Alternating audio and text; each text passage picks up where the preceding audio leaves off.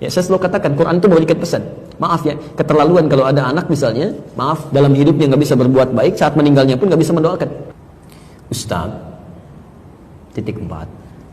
Tolong dijelasin kenapa orang yang mau meninggal dan sudah meninggal umumnya yang takziah membaca surah Yasin. Pertama, apa itu takziah dulu? Apa itu takziah? Apalagi?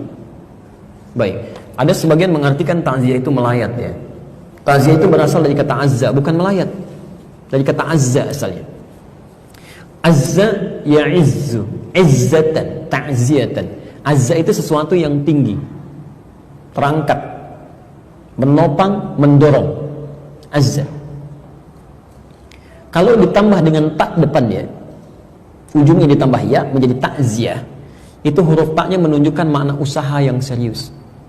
Jadi usaha yang sungguh-sungguh untuk mengangkat, mendorong, menaikkan lagi sesuatu yang turun. Kenapa takziah dinamakan dengan takziah? Pesan Nabi-nya 2. Dengan takziah itu, 1, kita bisa mengangkat amalan orang-orang meninggal itu supaya bisa terangkat lagi, sehingga disampaikan kepada orang-orang yang belum meninggal dunia untuk diketahui. Makanya Nabi berpesan, uzkuru mahasina mautakum. Kalau ada yang meninggal dunia, ayo angkat kebaikan-kebaikannya. Jadi aibnya tutup, kebaikannya angkat. Bukan dibicarakan buruknya.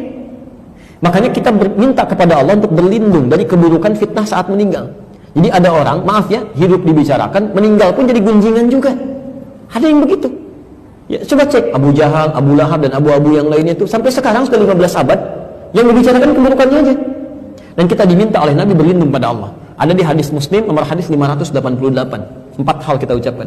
Allahumma inni a'udzubika min adzabi jahannam wa min adzabil qabri wa min fitnatil mahya wal mamat. Dan fitnah saat hidup atau saat meninggal dunia. Jadi disinilah ketika ada orang meninggal dunia, tolong Bu ya, Pak, jangan diungkap aibnya, jangan disebutkan, ungkap kebaikannya aja, angkat lagi. Sehingga ketika kebaikannya diangkat, kemudian jadi inspirasi bagi orang-orang yang mungkin bertakziah saat itu, dia disampaikan. Dari situ kemudian diamalkan. Ketika orang ini mengamalkan dari inspirasi yang terdengar tadi, maka yang meninggal dapat royalti pahalanya, bagian dari pahala itu. Itu ada di hadis Muslim nomor hadis 1893. Man dalla ala khairin falahu ajruhu mithla ajri fa'ilihi min ghairi an yanqusa min syai'. Siapa yang bisa menunjukkan kebaikan dapat pahala yang sama ya dengan yang mengerjakan tanpa dikurangi sedikit pun.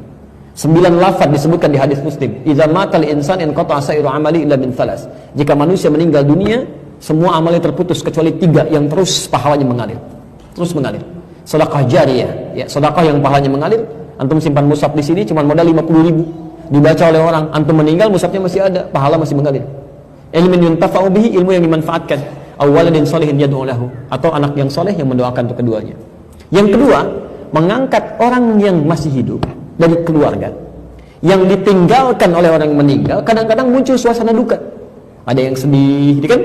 Ada yang kadang-kadang masih sedikit menyesuaikan. Antum datang, memberikan hiburan di situ, nyampaikan kesabaran. Untuk ditinggalkan satu orang, kita datang ribuan orang ke sini, ratusan orang ke sini, kita jadi keluarga baru. Lihat, kata Nabi, perhatikan orang itu, barangkali dapurnya belum ada asapnya, sampaikan, bukan dibebani, tapi bantu dia untuk berkembang supaya dia bisa kuat kembali. Jelas di sini ya? Nah, dari sini untuk mengangkat amalan itu banyak caranya. Pertama dengan doa. Dengan doa. Ada memang hadis yang mengatakan bacaan surat Yasin, tapi sebagian mengatakan hadisnya dhaif. Walaupun ada yang mengatakan hadisnya sahih, ya. Tapi kalau saya punya prinsip begini, kalau ada hadis yang diperdebatkan, mendingan ngambil hadis yang tidak diperdebatkan. Udah, lebih selamat, lebih tenang gitu kan. Apa hadis yang tidak diperdebatkan? Salah satunya doa. Ada di Al-Adabul Mufrad nomor hadis yang ke-44, posisinya paling kanan sebelah atas. Karangan Imam Al-Bukhari. Imam Al-Bukhari menulis kitab namanya Al-Adabul Mufrad. Jadi khusus terkait dengan akhlak dan adab dalam kehidupan. Itu tidak sedikit hadis tentang berbakti pada orang tua sampai meninggal dunia. Di hadis itu disebutkan saat seorang anak beristighfar saja, memohon ampun ya kepada Allah untuk ayah yang telah meninggal dunia, tiba-tiba di alam kuburnya diberikan oleh Allah, diangkat 1 derajat. Sampai dia berkata, "Ya Rabb, ma hadhi, ya Allah, apa ini?" Dijawab kemudian, "Hadhi istighfarun." Ini adalah kalimat istighfar yang dimohonkan oleh anakmu sekarang untukmu. Sekarang. Jadi Anda bisa bayangkan ya, baru istighfar saja, Allahumma rabbighfirli wa liwalidayya warhamhuma kama rabbayani shaghira. Diungkapkan kalimat itu, makanya ketika ada yang meninggal, kalimatnya istighfar pertama kali. Allahumma ighfirlahu warhamhu wa'afihi wa'fu anhu. Itu begitu Anda ucapkan kalimat itu, diangkat 1 derajat di alam kuburnya. Diangkat. Belum doa. Makanya kata Nabi di hadis sahih riwayat Al-Bukhari menyampaikan ithnani bima ma'na, 2 hal yang diharapkan oleh orang meninggal. Yang pertama, al-istighfaru lahu, permohonan ampunan untuknya. Yang kedua, ad-du'a bil khair. Ya, jadi silahkan selepas sholat berdoa. Apalagi orang tua, nggak ada mantan orang tua. Ya, saya selalu katakan, Quran itu memberikan pesan. Maaf ya, keterlaluan kalau ada anak misalnya, maaf, dalam hidupnya nggak bisa berbuat baik, saat meninggalnya pun nggak bisa mendoakan. Bahkan kata Quran, kalau orang tuanya masih ada, walaupun usia anaknya lebih daripada 40 tahun, misal, anaknya usia 70 tahun, orang tuanya 100 tahun, masih ada orang tuanya. Itu minimal, tetap harus berbakti dengan mendoakannya. Itu ada di Quran surah ke-46 ayat 15. Bahkan mendoakannya yang baik-baik. Ya Allah, hamba bersyukur atas nikmat yang diberikan pada hamba saat ini. Di balik segala kenikmatan itu, ya Allah, mohon berikan semua pahalanya untuk orang tua saya juga. Berikan kebaikan untuk orang tua saya juga. Karena barangkali kesuksesan yang Anda raih itu cuma 30% hasil kerja keras Anda. 30%. 70% yang mungkin orang tua yang menangis dulu, ibu yang sambil tahajud nangis, bapak yang sambil mencangkul di sawah dengan peluh keringatnya berdoa, ya Allah, anak saya jangan sampai begini ya Allah, 1 singkong dibagi 16 orang, mohon jadikan dia lebih baik daripada saya, berikan kenikmatan dalam hidupnya. Itu yang menjadikan Sayyidah Hajar bolak-balik Safa Marwah, yang mendapatkan airnya anaknya, tapi yang kerja keras kan ibunya.